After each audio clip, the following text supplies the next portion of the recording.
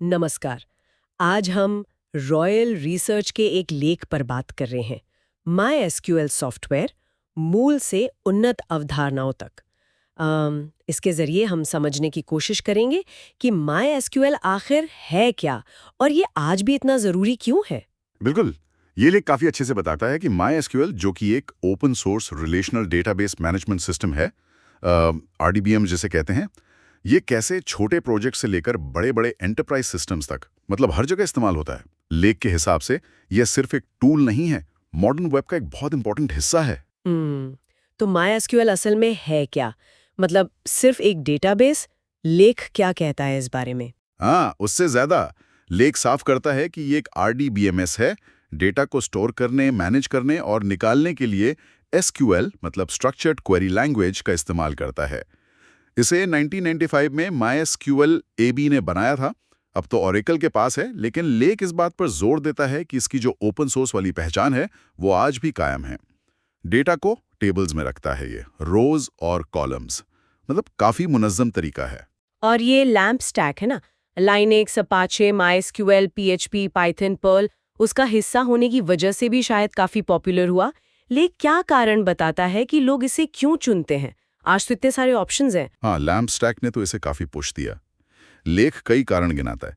पहला, open source होना, GNU licence के तहत फ्री है। हाँ, कमर्शियल लाइसेंस भी हैं एंटरप्राइज के लिए। दूसरा, इसका परफॉर्मेंस। रॉयल रिसर्च कहता है कि सही से यूज करें तो ये बहुत तेज है। तीसरा, स्केलेबिलिटी। छोटे डेटाबेस से लेकर अरबों रिकॉर्ड्स तक ये हैंडल कर सकता है। और हाँ, ये लगभग हर ऑपरेटिंग सिस्टम पर चलता है। और इसकी कम्युनिटी बहुत बड़ी है, तो मदद वगैरह आसानी से मिल जाती है। ये परफॉर्मेंस वाली बात इंटरेस्टिंग है। अच्छा, इसके इंस्टॉलेशन या सेटअप के बारे में लेख में कुछ खास है? इंस्टॉलेशन तो सीधा सा बताया है लेख में। ऑफिशियल वेबसाइट mysql.com पर जाओ, कम्युनिटी एडिशन डाउनलोड करो, अपने OS मतलब विंडोज़, लिनक्स, मैक OS, उसके हिसाब से इंस्टॉलर चुन लो।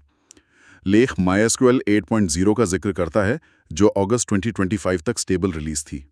इसमें जेसन सपोर्ट, विंडो फंक्शंस जैसे नए फीचर्स हैं। लेकिन इन्हें काफ़ी अहम मानता है। इंस्टॉल करने के बाद कमांड लाइन से या MySQL वर्कबेंच जैसे टूल से चेक कर सकते हैं कि सब ठीक है या नहीं। ठीक है। अब थोड़ी बुनियादी बातों पर आते हैं। डेटाबेस, टेबल्स और SQL कमांड्स, लेकिन ये कैसे समझाता है? लेख इन्हें एकदम फाउंडेशन की तरह दिखाता है। डेटाबेस हुआ टेबल्स का कलेक्शन। टेबल्स में डेटा होता है रोज और कॉलम्स में।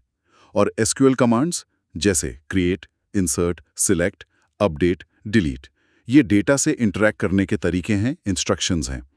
लेख कहता है कि सिर्फ कमांड जानना काफी नहीं, उन्हें सही ढंग से इस्तेमाल करना जरूरी है। और डेटा टाइप्स और कीज का क्या?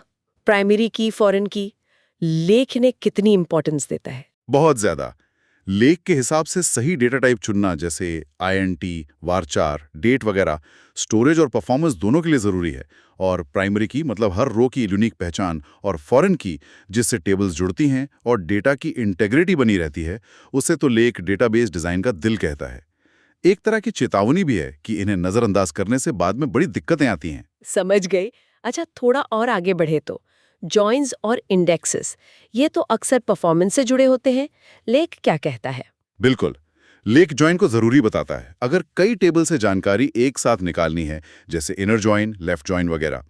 इंडेक्सेस के बारे में लेख कहता है कि सोच समझकर इस्तेमाल करें। हाँ, ये सिलेक्ट क्वेरी को तेज करते हैं, पर बहुत ज्यादा इंडेक्स लगा देने से इंसर्ट और अपडेट धीमे हो सकते हैं। लेख का संदेश है, इंडेक्सेस जरूरी हैं, पर आंख बंद करके नहीं। और ट्रांजैक्शंस, डेटा इंटीग्रिटी के लिए? हाँ, ट्रांजैक्शंस को लेख डेटा की इंटेग्रिटी का गार्डियन बताता है। जैसे बैंक ट्रांसफर का उदाहरण लें, पैसा कटना और जमा होना, ये दोनों या तो एक साथ होंगे, कमिट, या फिर कुछ भी नहीं होगा, रोल बैक। लेख के मुताबिक ये MySQL को भरोसेमंद बनाता है। ठीक है। अब एडवांस फीचर्स पर आते हैं। स्टोर्ड प्रोसीजर्स, ट्रिगर्स, व्यूज, इनके बारे में लेख में क्या है? लेख इन्हें पावरफुल तरीके बताता है। स्टोर्ड प्रोसीजर्स और फंक्शन से आप कोड को बार बार इस्तेमाल कर सकते हैं। ट्रिगर से काम ऑटोमेट होते हैं, जैसे कुछ इंसर्ट या अपडेट होने पर अपने आप कुछ और हो जाए। और व्यूज से मुश्किल क्वेरीज आसान दिखती हैं। बेसिकली ये डेवलपर्स का टाइम बचाते हैं और कोड को मैनेज करना आसान बनाते हैं। और MySQL 8.0 की जो नई चीजें हैं, जैसे जेसन सपोर्ट और विंडो फंक्शंस, रॉयल रिसर्च के लेख में इनकी क्या अहमियत बताई गई है? लेख ने MySQL के मॉडर्न होने का सबूत मानता है। जेसन सपोर्ट से इसमें वो लचीलापन आ गया है जो NoSQL डेटाबेस में होता है, थोड़ा बहुत। विंडो फंक्शन से जटिल एनालिटिकल क्वेरीज जैसे रैंकिंग वगैरह करना आसान हो गया है, जो पहले काफ़ी मुश्किल था। और पार्टीशनिंग को लेख बहुत बड़ी टेबल्स को मैनेज करने की एक एडवांस स्ट्रैटेजी बताता है। परफॉर्मेंस और सिक्योरिटी पर लेख की क्या सलाह है संक्षेप में? परफॉर्मेंस के लिए लेख इंडेक्सिंग, क्वेरी ऑप्टिमाइजेशन पर जोर देता है। एक्सप्लेन कमांड यूज करके देखें कि क्वेरी कैसे चल रही है। फिर कैशिंग है, सही कॉन्फ़िगरेशन ट्यूनिंग है। सिक्योरिटी के लिए मजबूत पासवर्ड्स, यूजर्स को कम से कम अधिकार देना, एन्क्रिप्शन, रेगुलर अपडेट्स और सबसे जरूरी रेगुलर बैकअप। लेख MySQL डंप टूल का जिक्र करता है बैकअप के लिए। लेख कहता है सिक्योरिटी कोई बाद में जोड़ने वाली चीज नहीं, डिजाइन का हिस्सा होना चाहिए शुरू से। और आखिर में प्रैक्टिकल यूज कहाँ इस्तेमाल होता दिखता है MySQL लेख के अनुसार? लेख इसकी रेंज दिखाता है वेबसाइट्स के बैकएंड में, जैसे वर्डप्रेस, ड्रूपल, ई-कॉमर्स प्लेटफॉर्म्स जैसे शॉपिफाई। डेटा एनालिटिक्स में, यहाँ तक कि IoT डिवाइसेस से जो डेटा आता है उसे स्टोर करने में भी, मतलब इसकी वर्सेटैलिटी इसे आज भी इतना प्रासंगिक बनाए हुए है। तो कुल मिलाकर इस रॉयल रिसर्च के लेख के आधार पर हम कह सकते हैं कि MySQL आज भी डेटाबेस की दुनिया में एक बहुत मजबूत प्लेयर है। इसकी ओपन सोर्स जड़ें, परफॉर्मेंस और लगातार नए फीचर्स ऐड करने की क्षमता इसे अहम बनाए रखती है। बिल्कुल सही कहा। ये बुनियादी जरूरतों से लेकर काफी कॉम्प्लेक्स मॉडर्न डेटा चैलेंजेस तक का समाधान देता है। और जैसा लेख हमें सोचने पर मजबूर करता है, अंत में एक सवाल रह जाता है, क्या डेटा मैनेजमेंट का भविष्य पूरी तरह MySQL जैसे रिलेशनल सिस्टम्स पर ही टिका रहेगा, या फिर NoSQL जैसे नए अप्रोच हावी होंगे, या शायद दोनों साथ साथ चलते रहेंगे? ये सोचने वाली बात है।